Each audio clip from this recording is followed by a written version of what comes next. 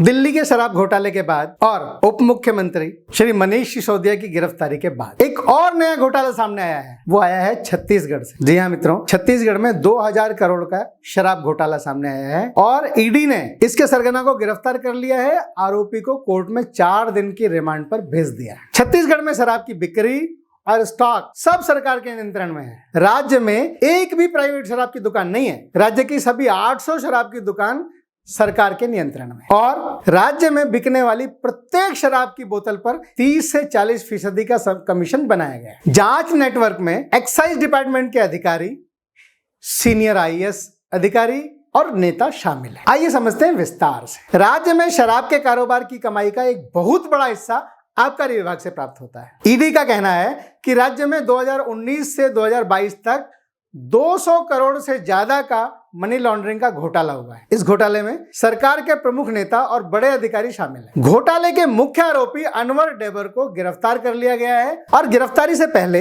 ED ने अनवर डेबर के घर सहित छत्तीसगढ़, पश्चिम बंगाल और दिल्ली में 35 ठिकानों पर छापेमारी की। इतना बड़ा घोटाला, ऐसा ईडी को समझ में आया। अनवर को 7 बार कोर्ट का सम्मन भेजा गया, लेकिन अनवर ने सहयोग नहीं किया। आखिरकार रायपुर के होटल से उसे गिरफ्तार किया। कोर्ट में पेशी के बाद 4 दिन की रिमांड पर भेज दिया गया। साथ ही मनी लॉन्ड्रिंग की रोकथाम कानून के तहत यह पता चला कि अनवर डेबर के छत्तीसगढ़ में संगठित आपराधिक सिंडिकेट चलाया जा रहा था, जिसमें बड़े राजनीतिक और सीनियर नौकरशाहों का सपोर्ट हासिल था और उसने एक ऐसा नेटवर्क तैयार किया कि हर शराब की बोतल पर 30 से 40% कमीशन कमा सके। इसमें नोट करने वाली बात यह है कि छत्तीसगढ़ में शराब की 800 दुकानें हैं जिन पर सरकार का नियंत्रण है।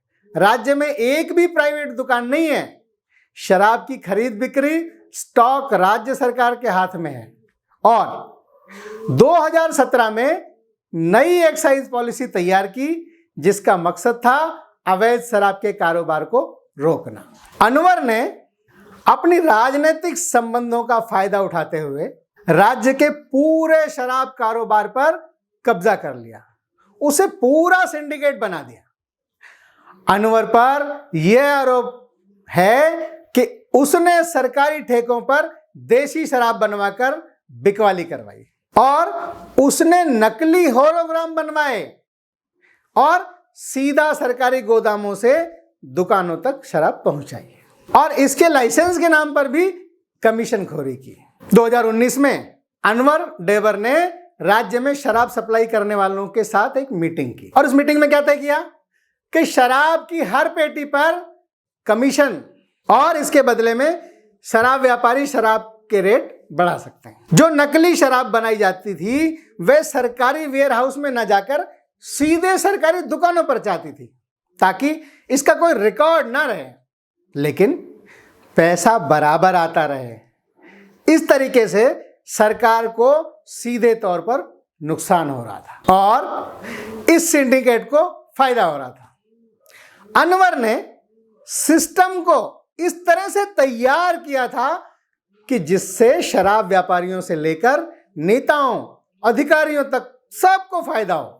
इसमें शराब का लाइसेंस मिलने से लेकर शराब बेचने तक की सालाना कीमत तय थी। जांच एजेंसियों ने कहा कि अनवर की ओर से टुटेजा को 14.41 करोड़ रुपए स्थानांतरित किए गए। इसके डिजिटल सबूत हैं। इस नेटवर्क में प्राइवेट, सरकारी अधिकारी और राज्य के नेता शामिल हैं जिन तक यह कमीशन जाता है।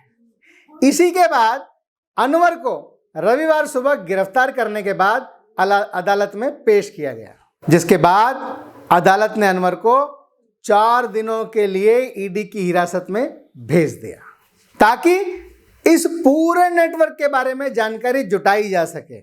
अब ये बड़ा विषय है जांच का कि इसके दायरे में कौन कौन लोग आते हैं, क्योंकि छत्तीसगढ़ में कांग्रेस की सरकार है।